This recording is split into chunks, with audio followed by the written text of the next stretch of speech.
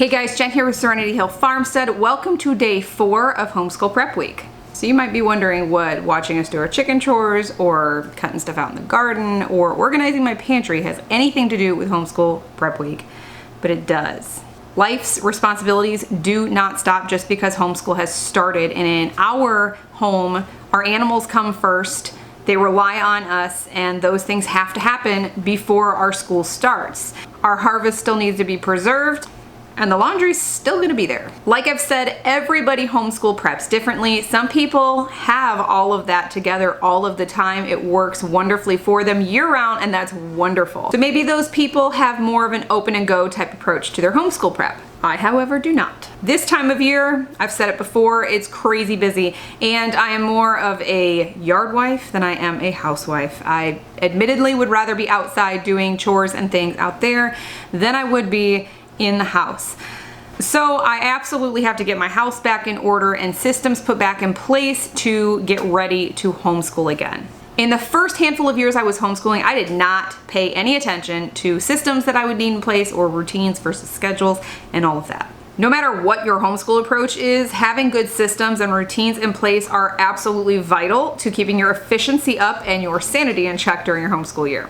So first, let's talk about systems. What do I mean by a system? A system is something that you have set up in various places to help you be more efficient. And you likely have multiple systems in place in your home as it is. You probably just never really gave it much thought. But for the sake of argument, let's go ahead and talk about systems and how to create them. So to create a system, you need to first look at what your needs are. So if we're using my homeschool room as an example, because we've been here all week, this room is also our dining room. So before I started setting up any systems in here, I really had to think about what the purpose was for this room. What kind of room is it? What purpose does it serve, or purposes does it serve?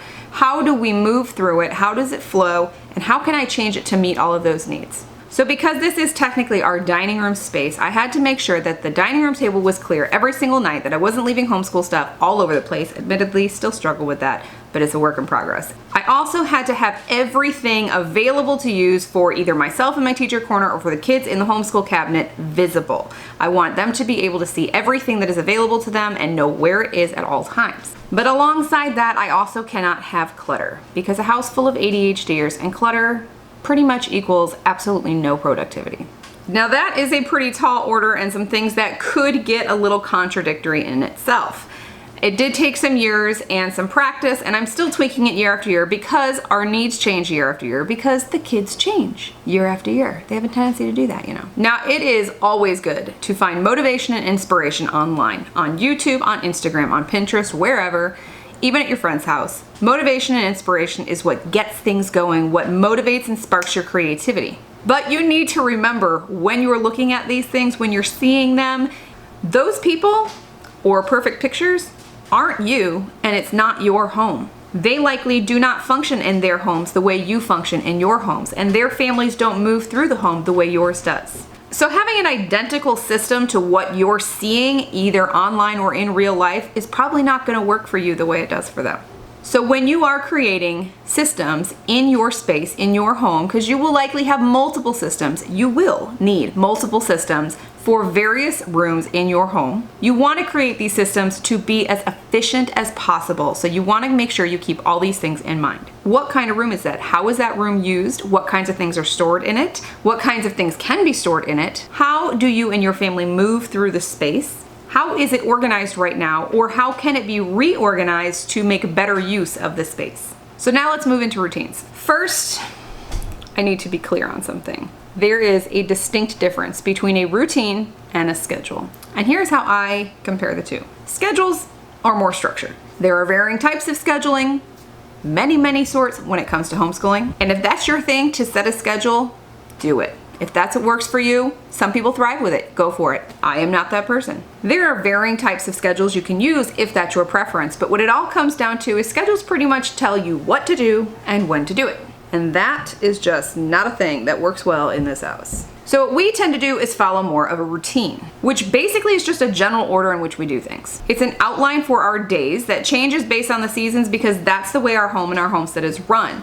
The needs on our homestead change throughout the seasons, both with our animals and with our gardening, and just our amount of time that we have to spend on it. And because our homestead is the basis of everything we do, everything circles around that in our routine. Now, whether you homestead or not, whatever your lifestyle is, the bottom line is a routine is created to serve you. And for our purposes, I find that it offers a lot more flexibility and a lot less guilt. Creating a routine should be done with the exact same approach as setting your systems in place is done. What must be done? What order does it need to be done in? And what things do you need to consider, like meal times, appointments, any emergencies that could and possibly do consistently come up? And let me give you an example of that. Again, we homestead, animal emergencies. If there is an injury, if there is an impending death, if something breaks and it is time sensitive and needs to be repaired, that's something that we have to stop and take care of immediately. And also we have special needs children. So we could have an emergency in that sense that we have to stop school, and that is the priority. The people are the priority. The hearts and the emotions and the relationships come first in our family and in our homeschool and our homestead, you name it, it just comes first.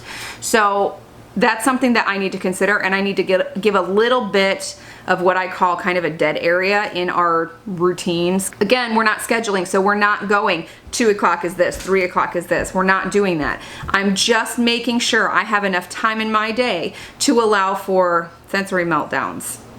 If we're having just a really hard behavioral time, then that needs attention and we need to change gears. I need to have the time and the flexibility in my routine to be able to give my kids what they need. So here's the secret to having successful systems and routines in place.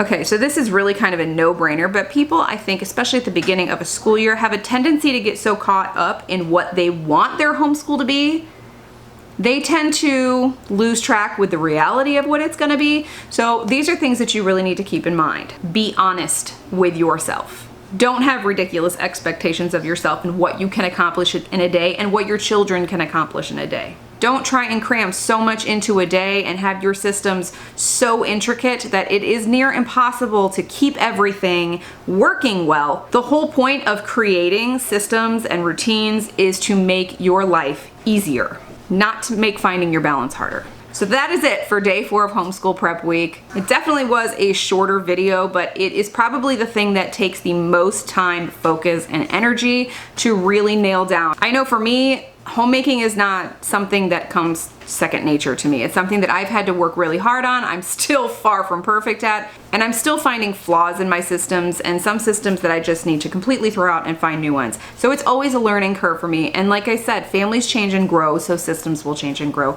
So make sure you have grace with yourself and your family while you're putting these things together, and make sure that everybody understands your systems and your routine and they can get on board with them too. So if you guys enjoyed this video, don't forget to hit the subscribe button and the thumbs up and that notification bell too, so you can stay up to date on all the videos we put out. I have one more video coming for you guys. It is gonna be a few days. It's probably gonna be Friday's video. So today is Tuesday, so Friday, 3 more days till that video comes out, because it's taken a little bit of time for me to get my last thing together that I have to do. So stay tuned for that. I hope you guys are having a great day, and we'll see you in the next video. Bye.